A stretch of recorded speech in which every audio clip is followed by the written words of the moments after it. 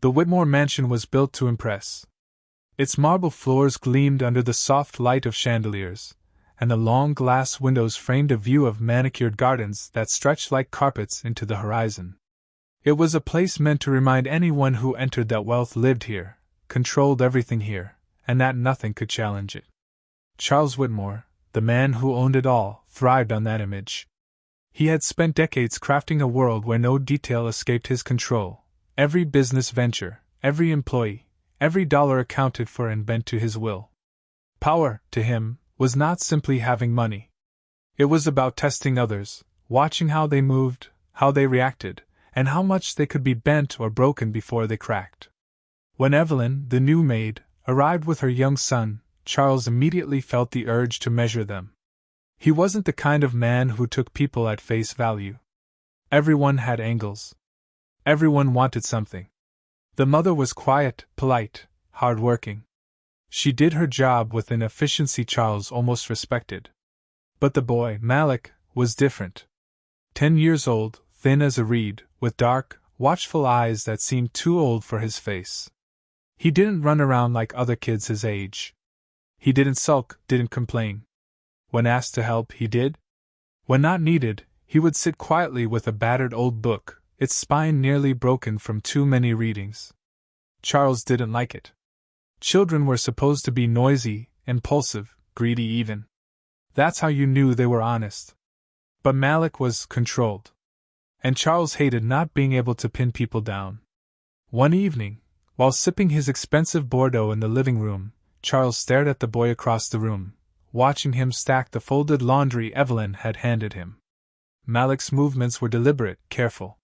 He didn't rush. He didn't fumble. He worked as though the act of placing shirts and trousers into neat piles carried some private importance. Strange boy, Charles muttered under his breath, swirling the wine in his glass. Too quiet. Too polite. Nobody's that good without hiding something. The thought clawed at him until it became more than a passing suspicion. He had seen enough of the world to know everyone wore masks, especially those from humble beginnings. People from the poor districts, in his mind, always carried resentment under their skin. They would smile and bow but wait for the chance to take what wasn't theirs. And here was this boy, living under his roof, touching his things, walking through halls worth more than the entire street Malik had probably grown up on. Charles's lips curled into a thin smile. He would test him. That night he set the stage. He left his golden fountain pen, an heirloom worth thousands, teetering on the edge of the coffee table. His Rolex hung loose on his wrist, almost slipping off. His wallet stuck half out of his pocket, crisp bills just visible. Then he stretched out on the long leather couch in the living room and closed his eyes. His breathing slowed into the steady rhythm of sleep, though inside, his mind was electric. He waited. The sound came, faint at first, the creak of the wooden door, the soft pad of footsteps too light to be his maid's. The boy. Malik. Charles strained to listen without giving himself away. His heart thudded in a way it hadn't in years, as if the thrill of business negotiation had been replaced with this strange, private game. The boy carried something. Charles could hear the faint rustle of fabric. Laundry, maybe? Malik moved closer. Charles could sense him now, a small shadow standing near the couch. The boy didn't say anything at first. The silence stretched, filled only by the hum of the air conditioning. Charles kept his breathing even, waiting for the moment. Would the boy reach for the wallet? Slip the pen into his pocket? Kids couldn't resist temptation. They weren't built for it. Then Malik's small voice broke the quiet. It was soft, unsure, but steady enough to carry. You dropped this, sir. Charles's instincts almost betrayed him. He nearly opened his eyes when he felt the light pressure of the pen being tucked back into his jacket pocket. The boy had noticed it, picked it up, and returned it. Not only that, he adjusted the wallet so it wouldn't slip further out. Charles lay frozen. This wasn't the result he had expected. Most kids, when faced with gold and leather, wouldn't hesitate. Yet Malik had resisted, had even gone so far as to protect what wasn't his. But then came the strangest moment of all. The boy lingered. Charles could feel him standing there, close enough that the warmth of his small body seemed to disturb the air. And then, in a whisper so quiet Charles almost thought he imagined it, Malik spoke words that didn't belong to a child with nothing. "God, please bless him, even if he doesn't like us." The words slid like ice through Charles's veins. His mind scrambled, trying to make sense of them. Why would the boy say that? Why pray for him at all? Charles wasn't kind to the boy. He wasn't unkind either, but his indifference was cold enough to sting. And yet, Malik had chosen not only to do the right thing but to wish good upon him, a man who had done nothing to earn such grace. Charles's pulse quickened. He almost broke character, almost sat up right there to demand an explanation. But he forced himself still. He had learned long ago that when you wanted to know the truth about people, you had to let them reveal it on their own. So he let the boy finish his task, let him place the folded clothes on the side table, and walked quietly out of the room. The billionaire kept his eyes shut long after the footsteps faded. The wine in his glass had grown warm, untouched. For the first time in years, he felt something foreign gnawing at his chest. It wasn't irritation. It wasn't triumph. It was something that made his heart ache in a way he didn't like to admit. By the time Charles finally opened his eyes, the room was empty. But the echo of Malik's whispered prayer still hung in the air, stubborn, clinging to him like a shadow he couldn't shake. And for the first time in his life, Charles Whitmore wondered if he had been the one tested. Charles Whitmore had always prided himself on knowing people's weaknesses, but after that first night, he couldn't shake the memory of the boy's whispered words. A 10-year-old with nothing, asking God to bless him, a billionaire who had given them little more than cold civility. It gnawed at him in ways he didn't want to admit. In boardrooms, when his mind should have been on numbers and contracts, he found himself drifting back to that soft voice in the dark. He told himself it was nothing more than curiosity, a puzzle that needed solving. Yet beneath the surface, a restless unease was growing. By the second week, Charles was no longer satisfied with his first test. He told himself the boy's reaction might have been luck, a fluke, the product of coincidence. People revealed their true colors when the stakes were higher, when temptation was undeniable. If Malik really was who he appeared to be, then Charles needed to see it proven again and again until there was no doubt left. He began setting up more elaborate traps. One morning he deliberately left a crisp $100 bill on the polished floor of the study, the edges tucked just enough so it would catch the boy's eye. He pretended to be absorbed in paperwork as Malik dusted the shelves, but his gaze never left the child. Malik bent down, picked up the bill, and without hesitation walked straight to the desk. "Sir, this fell," he said, placing it neatly on the blotter before returning to his work. No hesitation, no glance around to see if anyone was watching. Charles narrowed his eyes but said nothing. The following day, he left the door to the safe room cracked open, the glow of the interior lights spilling across the hallway. Inside were displays of rare coins and watches, treasures that could tempt even grown men. He pretended to nap in his chair nearby. When Malik wandered past, the boy paused. Charles's pulse quickened as he waited for the sound of small feet slipping across the threshold. But Malik only stepped forward, gently pushed the heavy door until it latched again, and walked away. Each test seemed to strengthen the boy's unshakable composure, but it also sharpened Charles's frustration. He wanted to believe his suspicions were correct, that everyone could be bought, tempted, exposed. Yet here was a child quietly dismantling his worldview without even trying. That evening, as they sat at the long dining table, Charles decided to prod directly.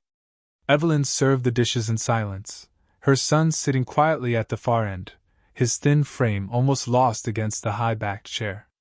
Charles studied him over the rim of his glass, then leaned back with a smirk. "Boy," he said suddenly, making Evelyn stiffen, "what would you do if you found money lying around here?" Malik looked up, surprised at first, then turned his gaze toward his mother. She gave him a wary glance, urging him silently to answer carefully. Malik's eyes shifted back to Charles. "I'd give it back, sir. It doesn't belong to me." Charles chuckled, swirling the wine in his glass. "Not even $1? You wouldn't sneak a little something for yourself?" Malik shook his head. No, sir. My mom says if we take what isn't ours, we lose what's really ours. The words hung heavy in the air, sharper than any rebuke Charles had heard from grown men. Evelyn's eyes dropped to her plate, her knuckles tightening around the fork. Charles felt an unexpected sting at the boy's answer, though he disguised it behind a lazy grin.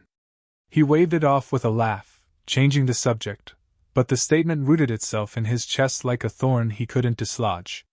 Later that night, he devised another test.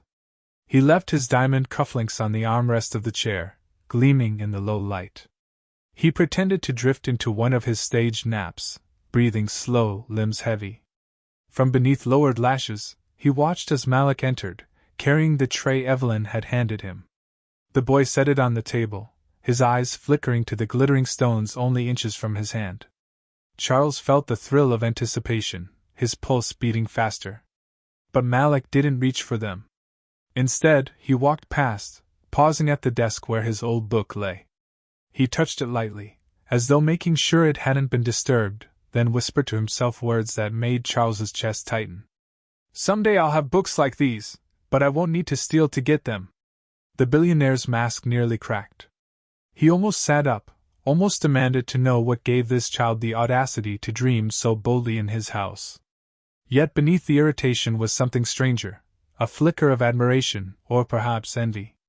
For all his billions, Charles couldn't remember the last time he had spoken a dream aloud with such quiet conviction. Over the next days, he found himself increasingly unsettled. He left more traps, more opportunities, but Malik passed every one. Each success only deepened the mystery. This was no ordinary boy. He wasn't simply avoiding trouble. He seemed to carry within him a compass that pointed unwaveringly towards something Charles had long discarded: honor, maybe, or dignity. Charles began watching him more closely, studying his every move. He noticed how Malik offered his chair to his mother without being asked, how he ate slowly and carefully as though every bite mattered, how he held doors open for staff twice his age. There was no arrogance in him, no need to prove himself. He simply lived in quiet alignment with principles that Charles could no longer name. One evening, as Charles sat alone in his study, the words echoed again in his head: if we take what isn't ours, we lose what's really ours. He thought of the men he had crushed in negotiations, of fortunes taken and families broken in the process. He thought of his empire, gleaming but built on ruthless deals. For the first time, a shadow of doubt crossed his mind. And yet, instead of admitting it, Charles clung to his obsession. The boy had not broken.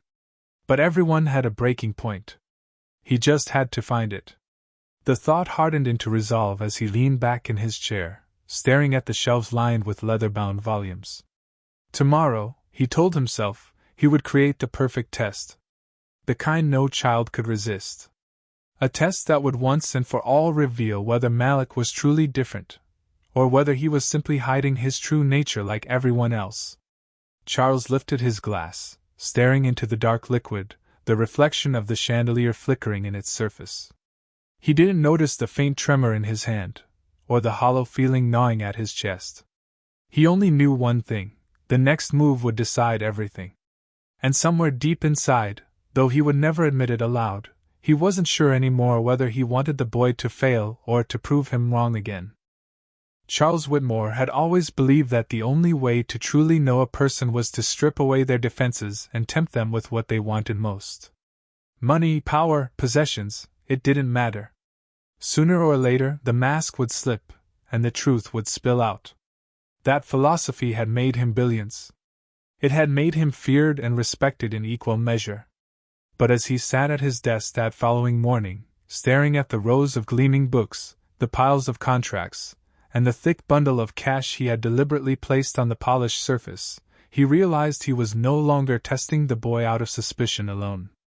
There was something deeper tugging at him, something he couldn't quite name. He wanted to believe Malik would fail.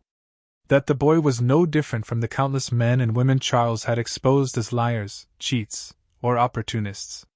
If the boy stumbled, if he reached for the bills or pocketed one of the watches, Charles would feel vindicated. He would be right again, his worldview intact. But another part of him, smaller, quieter, but undeniably present, was beginning to hope the boy would not fail at all. When Malik entered the study, Charles leaned back in his leather chair, eyes heavy with a feigned weariness. He forced his breathing into the shallow rhythm of sleep, one hand resting loosely near the stack of money. The boy hesitated at the doorway, as though uncertain why he had been summoned. He looked to his mother, who had sent him with instructions to deliver a tray of tea, and then stepped carefully into the room. Charles could hear every sound, the soft clink of the porcelain tray as it was placed on the side table, the shifting of small feet on the thick rug. He fought to keep his eyes closed, his jaw loose. His heart thudded in a way he had not felt since he was a young man about to close his first major deal. Malik moved closer. The sound of his breath grew faint but present. Charles waited for the inevitable, the rustle of paper, the shuffle of bills being touched by eager fingers. But instead, Malik lingered, silent, as though measuring the weight of the moment himself. Finally, he stepped forward. The floor creaked lightly beneath his shoes as he approached the desk. Charles's pulse quickened. Through lowered lashes, he saw the boy's hand extend. For the briefest second, it hovered above the stack of cash, and Charles thought he had caught him at last. His chest tightened with anticipation. But Malik did not take the money. Instead, he picked up a single sheet of paper that had slipped loose, folded in half near the edge of the desk. It was nothing more than a contract draft, meaningless to anyone but Charles. The boy carefully straightened it, and placed it back atop the pile, aligning it neatly with the others. Then he stepped back, his hand brushing against the spines of the books that lined the nearby shelf. He ran his small fingers along the cracked leather covers, his eyes wide, his lips moving in a whisper Charles barely caught. "One day I'll sit in a room like this. But I'll earn it right." The words hit Charles with the force of a blow. His chest clenched, his body rigid despite his effort to remain limp. He wanted to scoff, to dismiss the boy's naive declaration. Yet the sincerity in Malik's tone, the quiet certainty, was unmistakable. It wasn't the voice of a dreamer detached from reality. It was the voice of someone who had already decided his path, no matter how long or difficult. Charles had once spoken like that. Long ago, when he was young and hungry, he too had whispered promises to himself in rooms that didn't belong to him. But those vows had been eroded over time, replaced with shortcuts, compromises, and ruthless decisions. Listening to Malik was like hearing an echo of the man he might have been, if greed hadn't swallowed him whole. He felt a strange heat rising in his throat, a mixture of shame and envy. He wanted to sit up, to demand how this child had managed to cling to such conviction when men twice his age bent under the weight of temptation. But before he could move, Malik did something even more startling.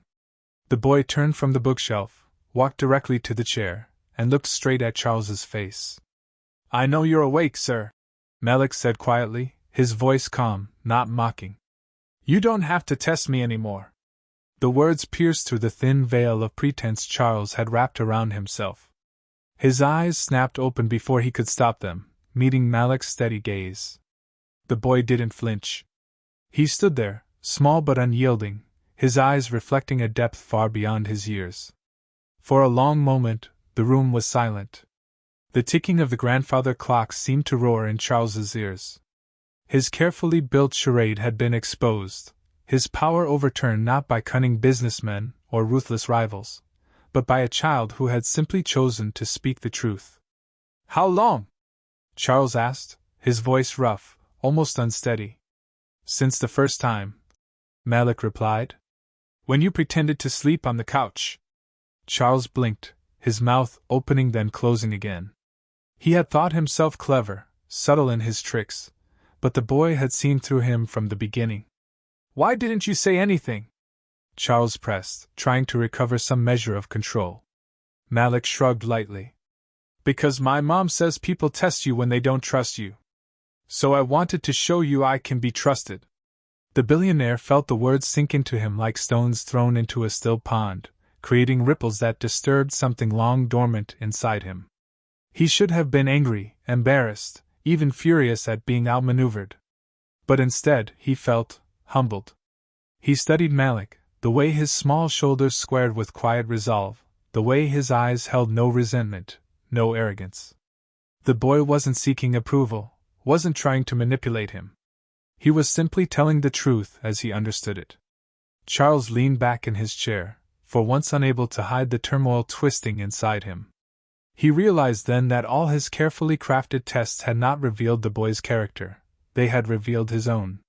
His obsession with control, his mistrust of others, his inability to see goodness without trying to tarnish it.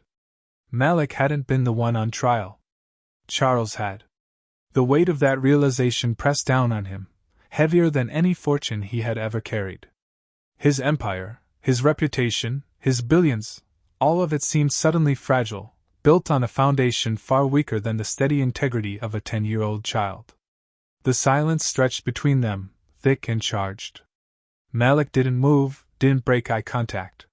For the first time in decades, Charles Whitmore felt small in his own house. And as he searched for words that wouldn't come, one truth became painfully clear: the test was over, and he had been the one to fail it. The study felt smaller than ever, the weight of silence pressing down until Charles could hardly breathe. The boy stood in front of him, steady, unafraid, and for the first time in years Charles realized he wasn't in control of the moment. His empire, his fortune, his carefully crafted reputation meant nothing in the presence of a child who had nothing but truth to his name. Malik's words, "You don't have to test me anymore," still rang in his ears like a verdict that stripped away every defense he had built over decades. He leaned forward, his elbows pressing into the arms of the chair, his eyes locked on Malik's. "You knew all along," Charles said at last, his voice hoarse. It wasn't a question but a statement of disbelief. "Yes, sir," Malik answered simply. "I knew from the first time. When you pretended to sleep, I could tell. Your breathing was too heavy, and your fingers kept moving. I didn't say anything because my mom says people test you when they don't trust you." He paused, his small hands fidgeting for the first time. "So I wanted to show you I can be trusted." The words carried no anger, no accusation. They were just honest, stripped of everything but their plain weight. Charles felt a sting at the back of his eyes, though he refused to let it show. He had built a life on suspicion, convinced that trust was nothing more than a tool to be manipulated. Yet here stood a boy who had endured test after test, trap after trap, and instead of resenting him, had chosen to prove himself with patience and grace. "Why?" Charles asked, the single words slipping out like a confession. "Why go through all that, for me?" Malik tilted his head, his gaze steady and unsettlingly wise for someone so young. "Because one day, I want people to trust me too. Even rich men. If I take what isn't mine, no one will ever believe me again. And I don't want to be that kind of man." The billionaire felt the words sink into him, each one pressing against cracks he had long ignored in the armor of his soul. Memories rose unbidden, the first deal he ever made, the partners he had outmaneuvered, the rivals he had crushed. He thought of the families broken by his acquisitions, the men who had walked away with nothing while he pocketed millions. In the eyes of the world, he was a genius, a titan of industry. But in the quiet of this room, under the gaze of a boy with nothing, he felt hollow. For a long time, neither of them moved. The ticking of the grandfather clock grew louder, filling the silence with relentless rhythm. Finally, Charles pushed himself up from the chair, his knees stiff, his body heavier than he remembered. He crossed to the bookshelf, and ran his hand along the spines of the volumes he had collected from around the world. Each one was a symbol of his success, yet tonight they looked like relics of a life lived in pursuit of the wrong prize. He pulled out a single book, a leather-bound classic, worn but treasured. Turning back to Malik, he held it out. His voice trembled as he spoke. "Keep it. It's yours." Malik's eyes widened, his breath catching in his throat. He reached out carefully, his small hands cradling the book as though it were something sacred. "For me?" he asked, disbelief coloring his tone. "Yes," Charles said, his voice rough with emotion. "This house doesn't need another test. It needs more men like you." At the doorway, Evelyn gasped softly. She had been watching silently, too afraid to interrupt, but now tears slipped down her cheeks as she pressed her hand to her mouth. She had endured years of cleaning other people's messes, surviving on scraps of dignity, and now she was witnessing something she never thought possible, her son being acknowledged, not as a servant's child, but as a man in his own right. Malik clutched the book to his chest, his eyes shining. "Thank you, sir," he whispered, his voice thick with awe. Charles nodded, but inside, the storm raged. He had given away countless gifts in his life, tokens to buy loyalty, to silence critics, to seal deals. But this was the first time he had given something with no expectation of return. And strangely, it felt like the most valuable transaction of his life. As the boy and his mother turned to leave, Charles found himself calling after them. "Malik!" The boy stopped, turning back with that same steady gaze. "Don't ever lose it," Charles said, his voice breaking on the last word. "That compass inside you. The one that tells you what's right. The world will try to strip it away, but don't let it. It's worth more than all of this." He gestured around the room, at the shelves, the polished desk, the mountains of wealth. Malik nodded slowly, as though he understood far more than his years should allow. "I won't, sir." And with that, he left the study, his mother's hand resting protectively on his shoulder. The door closed softly behind them, but the impact of their presence lingered long after. Charles sank back into his chair, his body heavy but his heart strangely lighter. For the first time in decades, he felt the stirrings of something he had thought long dead: hope. Not for his empire, not for his fortune, but for himself. He realized then that all his billions had not made him the richest man in the room tonight. The boy with nothing had walked out richer, carrying integrity, dreams, and a book that meant more than gold. Charles stared at the empty glass on his desk, the faint reflection of his weary face staring back at him. He knew the world would not change overnight. He would still be ruthless in the boardroom, still feared by men who crossed him. But deep inside, something had shifted. The test he had thought he was giving had turned back on him, stripping him bare. And as the night deepened outside, stars glittering over the vast estate, Charles whispered words he had never thought would pass his lips. "Thank you, boy." He sat in silence, listening to the faint echo of his own voice, and finally allowed himself a weary smile. For once, it wasn't the gleam of profit or victory that warmed him, it was the knowledge that he had been humbled, and perhaps redeemed, by a child's unwavering truth. Sometimes the richest lesson doesn't come from boardrooms, or contracts, or empires built on steel and glass. Sometimes it comes from the poorest hands, steady and unshakable, carrying nothing but honesty. And Charles Whitmore, billionaire, ruthless tycoon, and master of tests, finally understood that he had been the student all along.